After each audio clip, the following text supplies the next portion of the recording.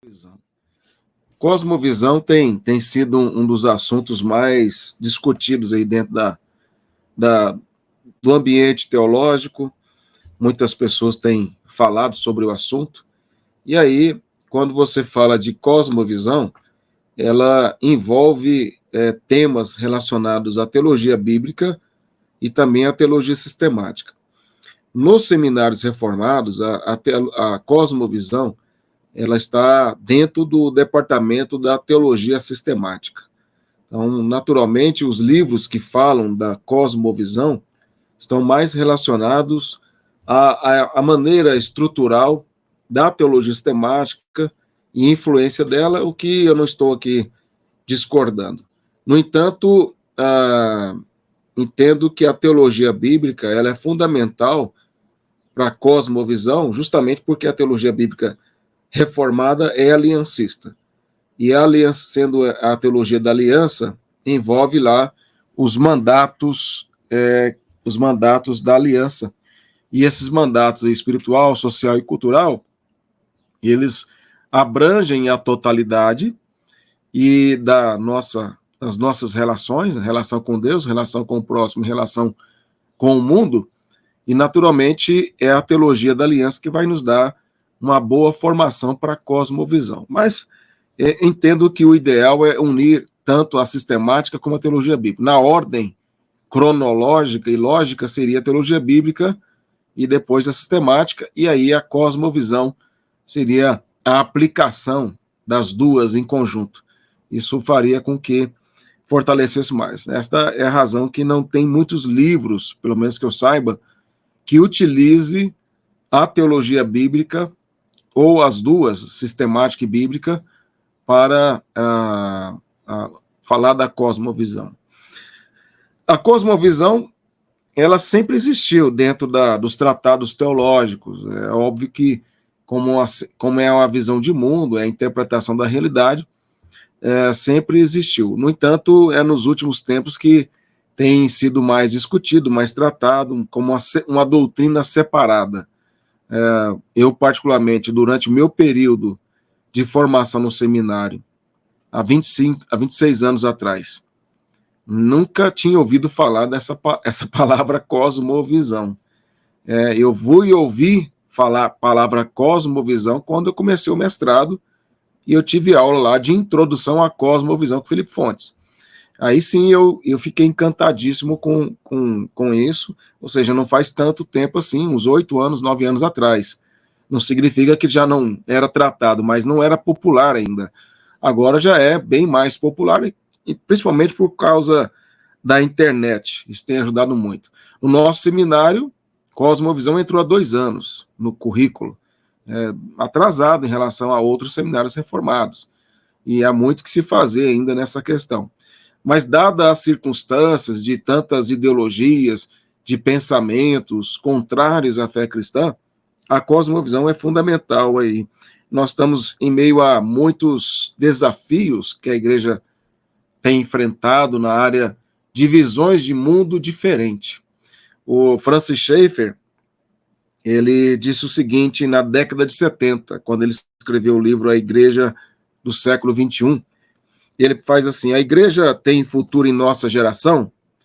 Creio que corre perigo, está prestes a passar por maus bocados. Enfrentamos pressões presentes e uma manipulação presente e futura que se tornará tão intensa nos dias por vir a ponto de fazer as batalhas dos últimos 40 anos parecerem brincadeira de criança. Ele diz na década de 70, falando que os desafios que a igreja, 40 anos antes da década de 70, enfrentou, seriam considerados como brincadeira de criança diante das lutas em que a igreja enfrentaria no século XXI. E nós estamos no século XXI enfrentando essas lutas que Francis Schaeffer já falava. Com que base Francis Schaeffer dizia isso? Com base bíblica, obviamente, mas com base de análise das tendências e do desenvolvimento dos pensamentos opostos ao cristianismo. Quando a gente olha aí os jovens cristãos nas universidades, influenciados por ideologias anticristãs, por agendas completamente opostas ao cristianismo, defendendo práticas homossexuais, defendendo aborto, defendendo comunismo, defendendo tantas coisas que são feminismo e assim por diante, como se isso pudesse ser defendido e, ao mesmo tempo, eles pudessem expressar uma fé verdadeira, né? Então, a minha fé dentro da igreja é uma, fora da igreja é outra. E é exatamente essa visão de que você pode ter a sua fé no campo subjetivo, inclusive a Nancy Pierce vai falar sobre isso, em que ela traz a ideia de um prédio, né? No primeiro andar estariam as discussões públicas, ciência, filosofia, sociologia e todas as áreas públicas, e você tem que concordar com aquilo que é discutido publicamente, mas a sua fé fica no segundo andar, fica escondido, subjetivo, em que as pessoas, você pode ter a sua fé, mas guardado na sua particularidade, você não pode expressar a sua fé no andar de baixo. Essa é a visão que o mundo tem e que os cristãos, a sua maioria, têm adotado essa mesma perspectiva. O Pondé, né, Luiz Pondé, que é o nosso ateu preferido, tem um malvado preferido, ele é o ateu preferido, o agnóstico preferido. Ele falou que nós temos 4 principais colunas que moldaram a cosmovisão do mundo ocidental. Nós temos aí Karl Marx com o socialismo, nós temos Nietzsche com o niilismo, nós temos Charles Darwin com o evolucionismo e nós temos Freud com a psicanálise. Essas 4 colunas removeram o cristianismo do Ocidente e não colocou nada no lugar. Então nós temos um vazio aí, uma falta de significado por conta destas 4 colunas que modelam o pensamento ocidental.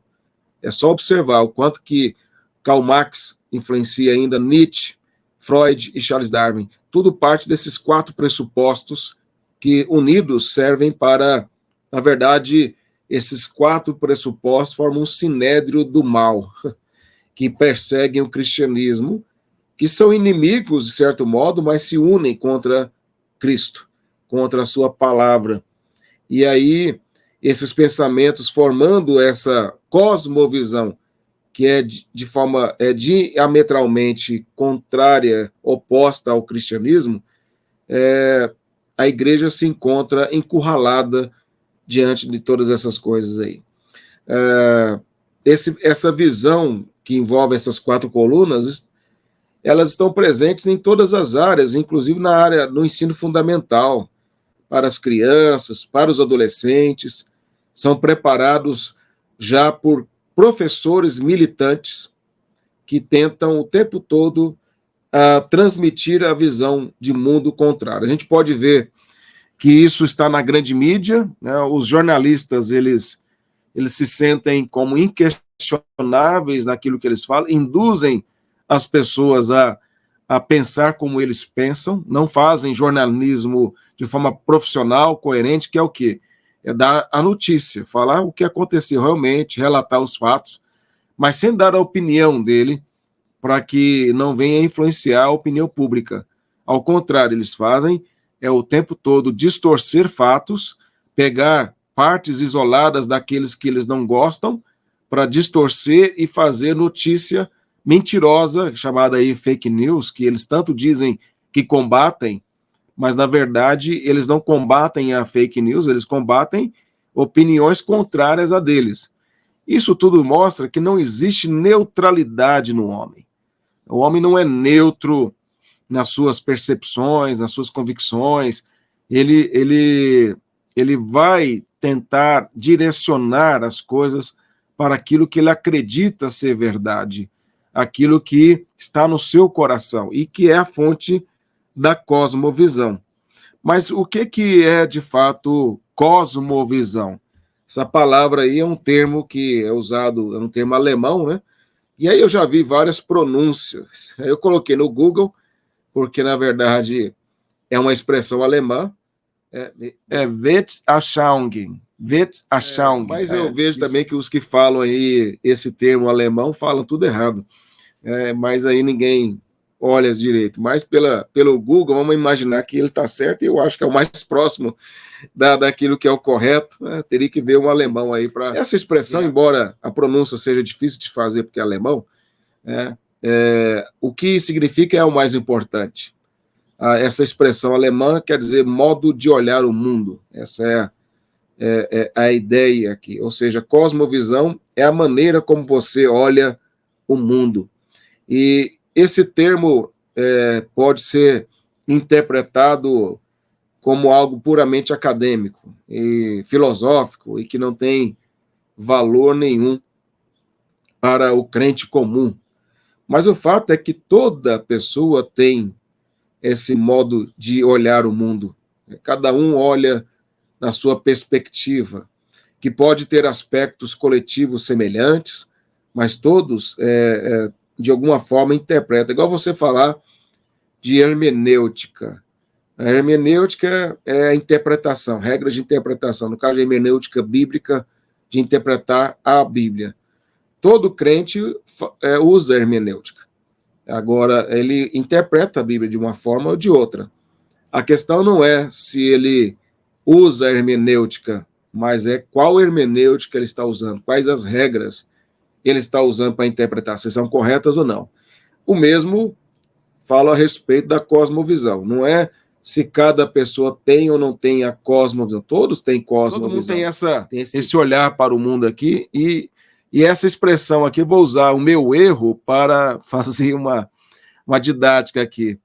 Da mesma forma que essa expressão alemã tem uma pronúncia correta que o alemão faz, e não vale as pronúncias erradas como eu fiz, as coisas têm uma interpretação correta, e não importa quanto eu acho que a minha expressão ou a minha fala esteja correta. Existe um padrão, existe uma maneira correta de expressar, de falar esta palavra. Acredito eu que os alemães também têm grande dificuldade de expressar palavras em português. São línguas muito diferentes umas das outras. Então, a mesma dificuldade que nós encontramos para falar o alemão ou qualquer expressão alemã, eles também encontram para falar da nossa língua, que nós falamos com muita facilidade, porque é a nossa língua. O que eu quero dizer usando o meu erro aqui, o desafio de falar essa expressão alemã, que existe uma maneira de falar corretamente. E nós erramos por desconhecer algumas técnicas que devem ser usadas para se expressar. De forma semelhante, as pessoas também, elas podem interpretar o mundo e tentar pronunciar as coisas do mundo nessa linguagem que eu estou utilizando aqui, mas pode ser errada ou correta. O que vai determinar se é correto ou não é um padrão absoluto de verdade que pode servir para interpretar qualquer coisa em movimento e qualquer coisa fixa também. E nesse caso, nós cremos que é a Escritura. É a Escritura que servirá de óculos para a interpretação de toda a realidade. Não é a própria realidade interpretando a realidade. Seria a mesma coisa, seria tão tolo pensar que podemos usar a realidade para interpretar a realidade, como eu querer ensinar o alemão a falar alemão, falar essa expressão aqui corretamente. Não, o jeito que eu estou falando é o correto, não é você não, você que é alemão não sabe nada, eu que sei como que é. Então, uma pessoa que não tem a Escritura, querer ensinar como interpretar o mundo, é ridículo. Por quê? Porque ele não tem as lentes capazes de interpretar a realidade. É preciso ter essas lentes corretas de interpretação. Então, cada um enxerga a vida de um ponto de vista que pode ser comum a uns aos outros, ou seja, a maneira como nós brasileiros enxergamos a realidade tem muito em comum uns com os outros, embora regiões diferentes. A maneira como o alemão enxerga é diferente em muitos aspectos, mas há uma visão em alguns aspectos coletivos entre eles que é igual, por conta de a maneira como a nação foi construída e assim por diante, e assim seria o japonês, o chinês, o americano e assim por diante. No entanto, existem aspectos particulares, que é até você tem que dividir aí a cosmovisão, que é subjetiva, e uma cosmovisão objetiva. A cosmovisão subjetiva tem a ver com as nossas convicções, tem a ver com as nossas crenças individuais. E as cosmovisões objetiva, a cosmo objetiva, está relacionado com o que é comum, aquilo que é praticado. E o que eu pratico e o que você pratica pode estar relacionado em muito com aquilo que é comum a nós. A gente entende que é correto porque nós fomos criados dentro de um ambiente coletivo em que certas coisas foram aprendidas como certas. Nós já falamos isso no primeiro capítulo, numa parte lá que eu tratei de alguns aspectos introdutórios sobre isso aí. James Sine vai falar sobre o que a cosmovisão está ligada ao coração. Ele diz assim: uma cosmovisão repousa nos mais profundo e íntimos recônditos do eu humano. Então, a cosmovisão, ela se encontra no mais profundo do nosso eu. Uma cosmovisão envolve a mente, porém é uma questão de alma. Envolve o que eu penso, mas também é uma questão do meu ser, da minha alma. É uma orientação espiritual mais que uma questão de mente apenas. Não é uma questão só racional. É uma questão da alma, está enraizado. Você pega aí um torcedor fanático do Corinthians. Não importa o quanto está ruim o time. Quanto a crise está ruim. O cara, e ele defende com unhas e dentes. São Paulino, corintiano, palmeirense, qualquer um. Estou brincando aqui. Mas qualquer torcedor fanático, ele não vê defeitos no time dele. Ele vê, assim, entre outros que defendem, colocar o corintiano, ele vai falar mal do Corinthians para os corintianos, mas ele não aceita que o São Paulino fale, ele não aceita que o palmeirense fale, porque aí mexeu com o orgulho dele. Não, esse aí não pode falar do meu time, e ele vai brigar, porque ele é torcedor fanático. Então, a questão ele está irritado por quê? Porque ele idolatra o time, e isso torna ele irracional. Ele não consegue fazer uma análise correta. Aí o Daniel colocou que a limpeza e a organização está na base de sua cosmo objetiva. Na questão dos japoneses, né? Sim, faz parte da educação deles, faz parte da cultura deles, é algo que eles aprendem desde da família ali, e é uma educação milenar, vamos dizer assim, e que seria essa cosmovisão objetiva. Tudo é organizado, tudo, a maneira como eles tratam uns aos outros, o respeito, essas coisas todas que o brasileiro já é desorganizado porque roubaram a nossa história, roubaram a nossa identidade, né, histórica, com a remoção da monarquia no Brasil e a suposta proclamação da República, que foi um golpe, e aí é outra questão, mas não é falado isso jamais, porque foi dada uma outra narrativa, foi roubado de nós a identidade e nós perdemos qualquer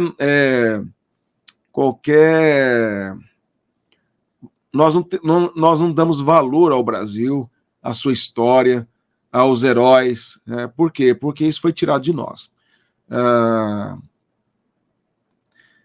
O brasileiro desvaloriza a história, isso deve estar na base, sim.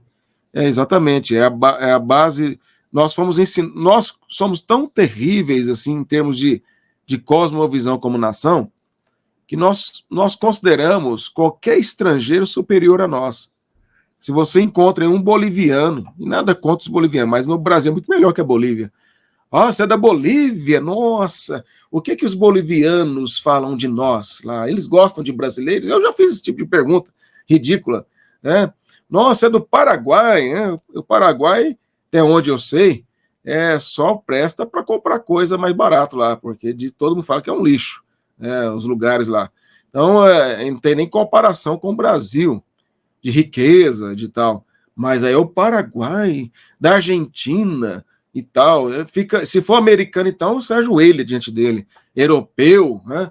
O europeu e assim por diante. Então, a gente perdeu a identidade porque foi tirado de nós e a gente se considera sempre um povo abaixo dos outros e não valoriza. Não tem que considerar superior a nenhum povo, nenhuma nação, mas também não se sentir desvalorizado desta maneira. Então, tudo isso está relacionado também à cosmovisão, e essa visão, essa cosmovisão social e cultural, ela entra no nosso coração, na nossa alma, e nos escraviza. Vamos imaginar o seguinte, vamos pensar nos hebreus que saíram do Egito, por 4 séculos escravos no Egito. Gerações ali cresceram como escravos no Egito. E aí são libertados. Ao serem libertados, Moisés envia 12 espias para espiar a terra e para possuir essa terra, dá bom relatório. Apenas 2, Josué e Caleb, dão bom relatório sobre o assunto e fala que Deus daria a eles aquela terra. Demonstraram um rompimento com o seu passado, de um olhar diferente e uma fé nas promessas de Deus. Agora, já os demais 10 espias, eles tinham essa visão de brasileiro. Não, nós somos pequenos e eles são gigantes aos nossos olhos e aos olhos deles. Eles não podem ser vencidos por nós não podemos ir lá. E contaminaram toda a congregação com esse pessimismo, falta de fé, essa incredulidade que eles demonstraram. Agora, por que eles se achavam tão pequenos, tão fracos, diante daqueles que estavam lá? Porque eles carregavam aquela história de escravidão. Eles carregavam aquilo ainda no subconsciente, de dominados e que não poderiam... Olha, Deus havia libertado eles do maior império do mundo. Juntamente com os hititas, era o império egípcio. E humilhou o faraó, e todo o seu exército, e eles viram todas estas coisas, viram o mar vermelho se abrir para eles passarem, viram tudo que Deus havia feito, e mesmo assim eles não acreditaram que aqueles povos que eram dependentes do Egito, que pagavam impostos para o Egito para ter proteção contra os que vinham da Mesopotâmia, eles, ou seja, povos bem mais enfraquecidos, que dependiam de proteção do Egito, mesmo assim, eles não quiseram acreditar que Deus daria aquela terra. Incredulidade, é por isso que morreram no deserto. Agora, o que eu quero demonstrar com isso essa visão coletiva de mediocridade, ela afeta o interior das pessoas. E alguns podem se libertar, como Josué e Caleb. Lógico que a maneira de se libertar desses complexos, dessas visões erradas, através das escrituras. Por exemplo, quando a gente pensa na nossa igreja, existe um complexo de hebreus que saíram do Egito. A nossa igrejinha, fraquinha, pequenininha e tal. Essa é uma visão de pessoas que não têm fé e que não entendem que Deus não depende de números, Deus não depende de estruturas para fazer a sua obra. Ele faz a sua obra através de onde se menos espera.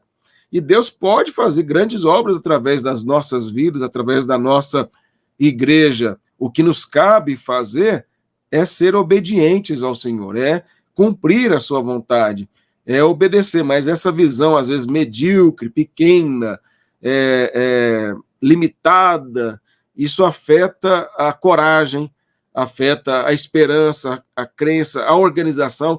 A gente vai fazer um trabalho, faz como igrejinha, não faz como igreja grande. Eu estou falando de gastos enormes, estou falando de organização, de preocupar-se com ser excelentes para o Senhor, e visão maior das coisas. Isso tudo tem a ver com cosmovisão.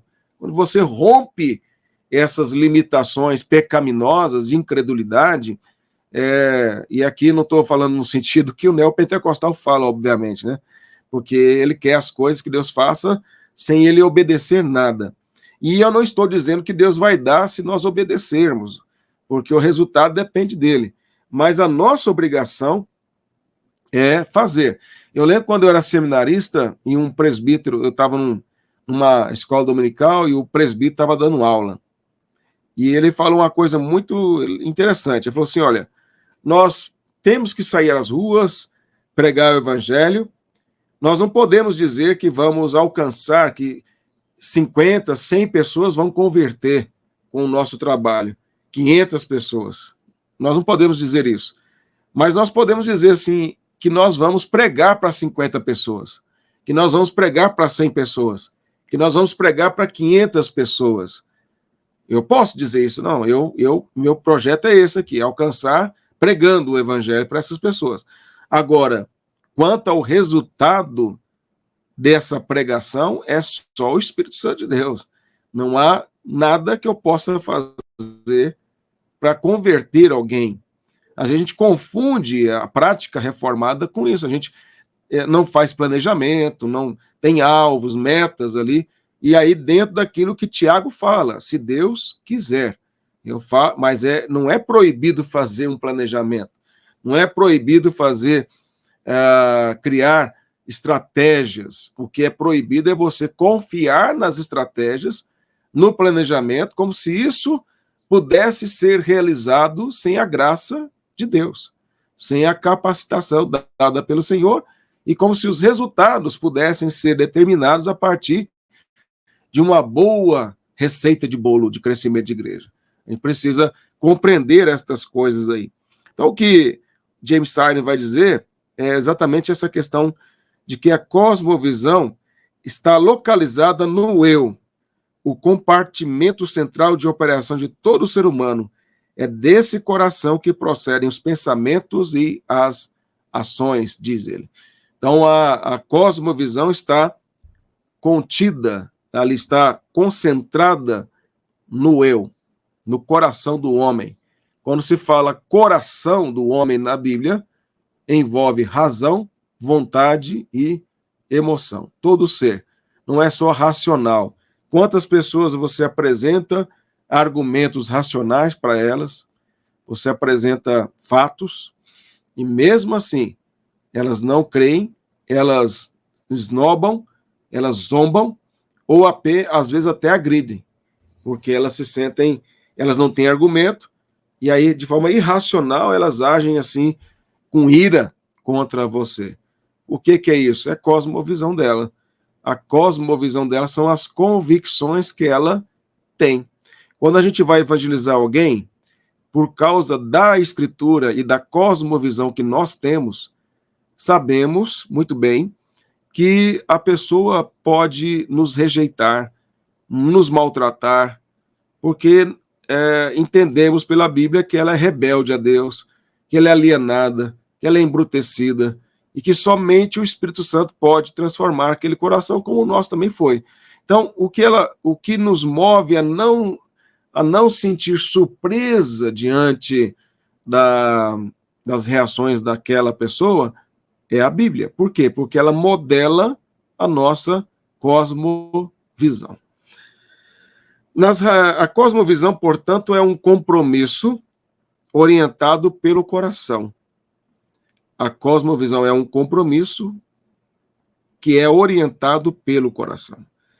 Esse compromisso pode ser sustentado de forma consciente ou não. Às vezes a gente defende alguma coisa, se irrita diante de alguma situação, e você não sabe ali no momento por que você ficou tão irritado. Mas quando você começa a investigar o coração perante o Senhor, com a palavra, você descobre que pode ter ali uma inveja, um ciúme, ou alguma coisa que você viveu na infância, na adolescência, que te traz aquela irritação. E aí você acaba agindo de forma inesperada naquele momento, de forma irracional, porque é um compromisso que o seu coração tem com aquela interpretação, com aquelas convicções, ainda que não percebidas claramente por você. Te olha no Salmo 139, o salmista diz que Deus o conhecia, sondava e conhecia, o esquadrinhava. No final, ele diz, sonda-me e me conhece, vê se há em mim algum caminho mau. O que ele está pedindo a Deus? Senhor, vê se há em mim, vou trazer a linguagem aqui, né? Alguma cosmovisão aqui errada no meu coração, algum compromisso do meu coração que não esteja correto diante dos teus olhos, que eu não percebi, que eu não entendi ainda, que está me levando a essa perturbação de alma, a essa reação pecaminosa. Interpretamos a realidade com base em nosso coração. A narrativa é formada a partir de nossos pressupostos e fundamentos que podem ser conscientes ou não. Dentro do que eu mesmo falei aqui. Narrativa. Uma coisa, vamos colocar os desafios atuais. Qualquer fato, não vou entrar em detalhes nesses fatos, mas vamos pensar em algum fato aí, vem à sua mente, no mundo político do país, onde os fatos provam que tal coisa é daquela forma. É fato, é racional. Não tem você gostar ou não, é aquilo lá mesmo. Só que você tem o quê? Pessoas que pegam os fatos e distorcem os fatos para adequar ao que elas pensam. E elas desqualificam os outros, porque os outros, na visão delas, é o que elas são, na verdade. Então, veja, há a narrativa que a gente tem chamado aí, né, dos fatos, ela é distorcida a partir da cosmovisão. É a cosmovisão destas pessoas que tem movido a interpretar de qualquer forma. Eu estava vendo um camarada sendo entrevistado para a Prefeitura de São Paulo, né? E aí um dos jornalistas lá, afrodescendente, ele fez uma pergunta lá e o cara, se ele gostava de rap, o entrevistado. E ele falou, não, eu gosto, e citou uma letra lá, do rap lá, tal. E aí esse entrevistado chamou o jornalista afrodescendente de mano. Dentro do contexto ali, porque estava falando de rap. Por que você só me chamou de mano e os outros não? O que ele queria dizer com isso, né? Você está me chamando de mano porque eu sou negro? Sou afrodescendente? É isso que ele está querendo dizer. O entrevistado percebeu a jogada, e ele não falou mano por causa disso, dá para perceber claramente pelos fatos ali, não tinha nada a ver com isso, porque o rapaz era mais jovem, perguntou para ele sobre aquele assunto, dentro da linguagem de rap, dessas coisas, chamou ele de mano. Os paulistanos chamam de mano o tempo todo, um ao outro. Ei, mano, e aí, mano? Então é só o negro, é só o afrodescendente? Ou eles chamam o branco também de mano? Não tem nada a ver. Mas o que ele queria fazer? Ele queria vitimizar e dizer que aquele entrevistado, que ele queria prejudicar claramente, por uma questão ideológica, ele queria mostrar que aquele entrevistado é preconceituoso. E aí ele usou dessa artimanha aí. Veja, o que move alguém a fazer isso? Coração. É a cosmovisão que ela tem. A pessoa está dizendo, está me chamando de mano, é porque eu sou afrodescendente. Se eu fosse loiro, ele não me chamava assim. Sabe? Então, veja, é a convicção e o compromisso do coração dele que está gerando essa... Se ele falou porque ele tem esse sentimento de que tudo é contra ele porque ele é um afrodescendente, ou porque simplesmente foi maldoso em querer usar essas classificações ridículas, né, que o socialismo trouxe, para vitimizar e criar um ambiente hostil àquele que ele queria prejudicar. O que, independentemente da motivação desse entrevistador jovem, é o fato de que a sua cosmovisão fez com que ele tentasse distorcer os fatos de uma fala simples, que não tinha nada a ver com a questão preconceituosa, né? E aí é visto dessa maneira. Então, isso tudo está ligado a cosmovisões. Quando nós olhamos no Salmo 2, nós encontramos lá uma conspiração dos povos, das gentes, reis e príncipes contra o Senhor e o seu ungido, Salmo 2. E aí nós vemos que a intenção deles é romper as algemas, no sentido de de não serem mais dominados pelo reino de justiça, de santidade, mas viverem na impiedade dos seus corações. E eles querem romper com isso, agindo contra. O que mostra para nós, não só esse texto, mas outros textos bíblicos, tantos outros, é que não existe neutralidade no processo de interpretar a si mesmo, o mundo ao redor, e muito menos existe neutralidade na interpretação da nossa relação com Deus. Não existe homem algum, por mais intelectual, por mais resolvido que ele aparenta ser, não ter qualquer neutralidade. Ele não tem, o cristão não é neutro, nem o não cristão. O não cristão, ele é anti-Deus, ele é inimigo de Deus, ele é alheio a Deus, ele é embrutecido em sua mente e, consequentemente, o seu compromisso do coração é contra o evangelho. E aí a questão é que ele vai agir de forma contrária a Deus e conspirar contra aqueles que são de acordo com o evangelho. Já o cristão, o que vai fazer? Ele vai sempre defender o que a Bíblia defende. Então, não existe neutralidade. A questão é qual está certo. Para saber qual está certo, precisa de um padrão perfeito e imutável. No caso, a Escritura. É verdade, Lucas colocou que mano, né, nem significa uma conotação racial, mas a ideia de parceiro. É mesmo. Eu, às vezes, converso com irmãos mais próximos, assim, e aí, mano, beleza? Meu irmão, nem tô lembrando que cor que é a pele dele, se é branco, se é negro, para mim pouco importa isso aí, é tudo igual. Mas a questão de ser parceiro, ser amigo, intimidade, né? E tal, no caso aí, fora da relação cristã, seria o parceiro aí de rap, no caso que ele estava querendo expressar, né? Alguém que gosta do mesmo gênero musical e assim por diante. Então, é exatamente isso. As distorções dos termos, os adjetivos que são utilizados, eles têm sido, na verdade, para promover esse pensamento contrário. Quando nós olhamos o Senhor Jesus no Sermão do Monte, ele fala sobre o caminho largo, espaçoso, e o caminho estreito, mostrando exatamente isso, que os que estão no caminho estreito são os crentes, verdadeiros crentes. E eles estão apertados ali, é difícil obedecer, há lutas e pressões de todos os lados para tentar tirá-lo do caminho. Já o ímpio, ele está no caminho espaçoso da opinião pública, da maioria, que concorda com o que ele pensa, porque o mundo jaz do maligno.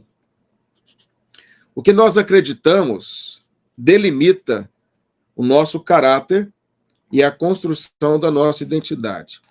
O que nós acreditamos ser certo e errado revela o nosso caráter e a nossa identidade. Então, quando você olha aí um esquerdista, né, ele as escolhas dele com relação às preferências políticas, ideológicas, morais e éticas revelam que ele é. Ele gosta daquilo. Ele gosta do que condiz com o que ele crê. Quando você vê um cristão verdadeiro, ele não concorda com as mesmas coisas. Por quê? Porque ele é limitado a fronteiras morais e éticas que a Bíblia coloca para ele. E ele não pode ultrapassar isso. As suas convicções estão de acordo com o que a Escritura diz. Daniel coloca, podemos ver uma cosmovisão na seguinte notícia: jovem negro é baleado por policial. O ladrão reage e é morto por policial. Exatamente. Bem colocado. É muito comum isso aí, né? O jovem negro, nesse caso da notícia, é um bandido que foi baleado pelo policial. Mas eles colocam jovem negro para dizer que ele foi baleado e roubou porque é negro. E aí, se eu fosse negro, eu sou neto de negro, mas não sou negro, mas se eu fosse, eu me sentiria ofendido, porque isso desqualifica os negros. Porque aí passa a ideia de que todo negro é bandido porque é negro, é pobre porque é negro. Não tem nada a ver isso aí, né? Olha o Pelé, né? Pelé, rei do futebol negro. E foi, sei lá, deve ter sido bilionário. Nada a ver com isso. Tantos outros empresários, intelectuais. O Machado de Assis, né, que os da esquerda tanto falam que os portugueses eram muito preconceituosos, não estou negando o fato do preconceito, mas não é como eles colocam, no período da monarquia. Machado de Assis, fundador da Academia de Letras, era negro. Dentro da monarquia. Olha que absurdo, né? Isso eles não falam. E se falarem, vão colocar um loiro do olho azul lá e dizer que é Machado de Assis, para negar que havia um negro acadêmico reconhecido e o fundador da Academia de Letras do período da monarquia no Brasil. Como entender isso? À luz da narrativa falsa que eles fazem dos fatos, né? Como também aquele, eu acho que é Nabucco, né? Já mencionei para vocês, que era um Guarani, um índio Guarani, que era músico e aplaudido na Europa, e que se negou, inclusive, a compor o hino nacional, a proclamação da República lá, por causa do golpe que fizeram à monarquia. Então, isso é negado. Por quê? Porque o fato, a narrativa é totalmente... E a narrativa distorcida é essa aí que foi colocada. Se é um evangélico que comete um crime, como é que ficaria? Jovem evangélico roubou loja no shopping. Não vai, se é espírita, se é do candomblé, se é islâmico ou coisa desse tipo, não fala nada. Mas se é jovem cristão, jovem evangélico, se é católico, não fala nada.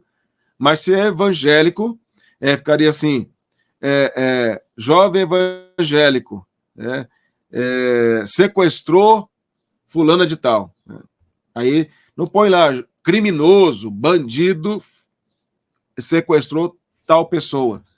Sempre é na intenção de induzir as pessoas para ter preconceito, seja contra o evangélico, seja também para dizer que o negro é sempre vitimizado. Mas pensa o seguinte, eu não vou entrar muito nesses detalhes agora, embora faça parte da cosmovisão. Mas vamos pensar no sentido bíblico das coisas. Todo homem foi criado, homem e mulher, criado à imagem de Deus, embora essa imagem foi desfigurada pelo pecado. Sendo assim, na visão bíblica, eu tenho que respeitar o próximo, não por causa da cor da pele dele, ou por causa das condições financeiras dele, mas porque ele foi criado também à imagem de Deus. Eu tenho que ajudar o próximo, não é porque ele é um negro que mora na favela. Eu tenho que ajudar o próximo porque a ordem de Deus é para que eu ajude os necessitados dentro das minhas condições.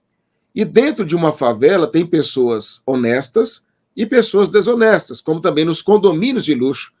Tem traficante que mora lá e tem empresário justo e correto, e trabalhador que é bem-sucedido das empresas que trabalha. Então, a desonestidade e a imoralidade está presente em qualquer lugar.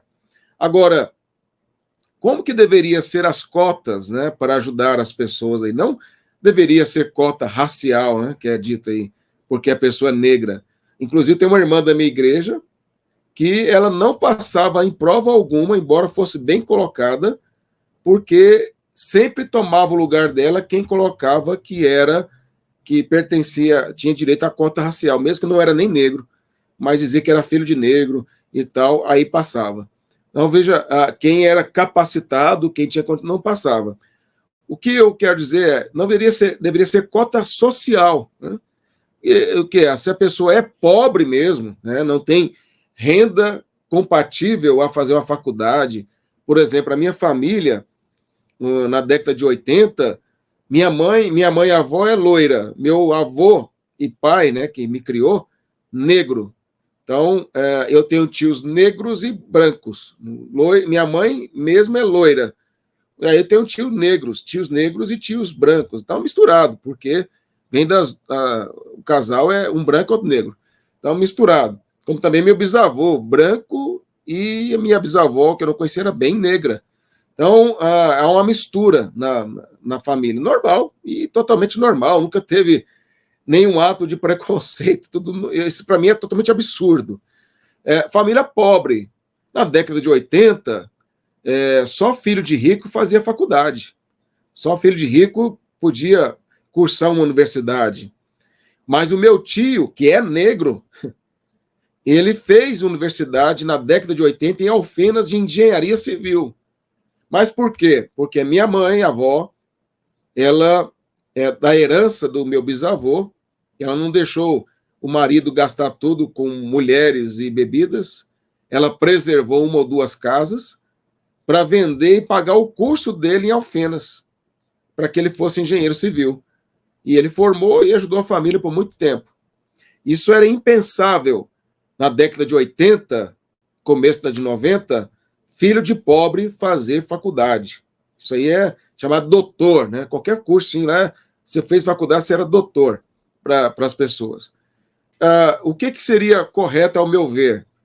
O governo se propiciar condições justas para quem tem baixa renda, independente se ele é negro ou branco, né? Mas ele fez escola pública, não tem mesmo recursos para pagar, como minha família não tinha, a não ser pelo fato de que preservou a herança lá e não deixando gastar com coisas pecaminosas, como meu avô queria, mas viveu essa situação na pele de dificuldades, de propiciar condições para quem é esforçado, para quem é dedicado e não tem condições financeiras de pagar uma faculdade.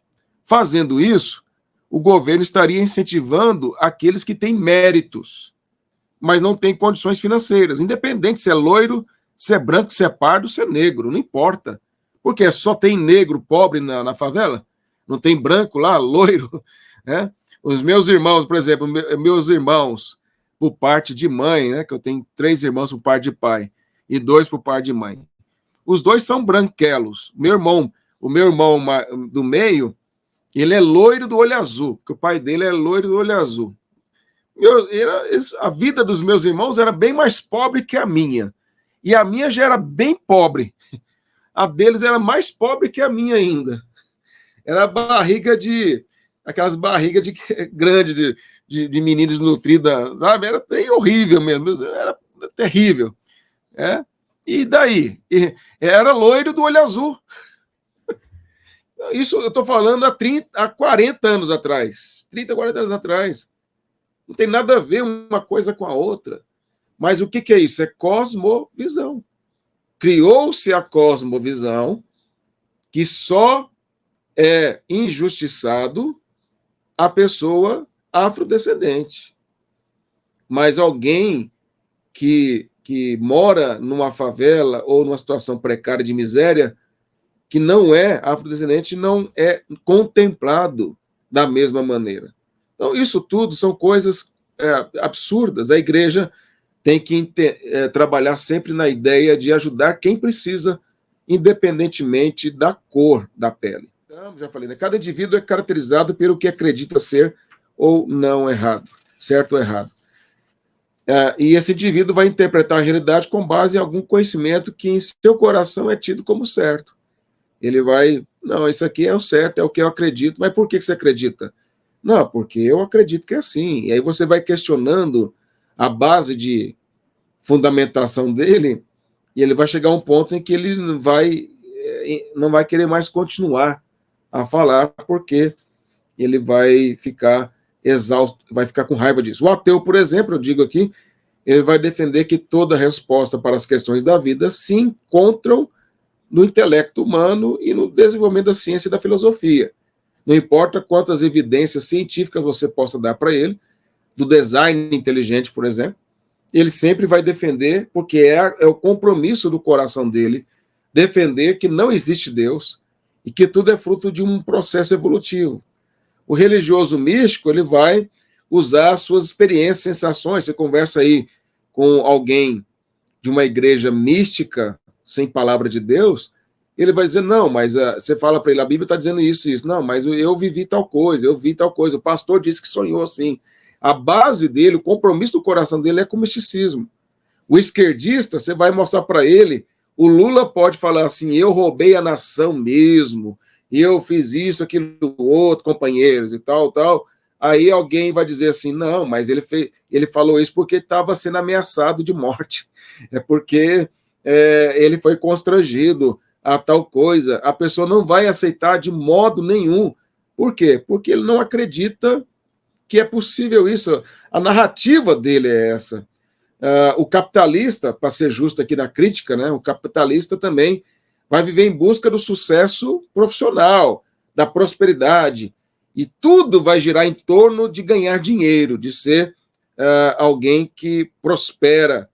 E aí cada um, dentro da sua ideologia, dentro do seu pensamento, dentro das suas crenças, será governado. Aí a pergunta é, e nós? Nós temos que ser governados por crenças também, mas na Escritura. E ela é inspirada por Deus, útil para o ensino, para a repreensão, para a correção e para a educação na justiça. Nós somos movidos pela cosmovisão, moldada pela Escritura. Todas as demais lentes estão quebradas. Todas as demais lentes estão sujas, estão manchadas pelo pecado. Somente a Escritura tem lente perfeita.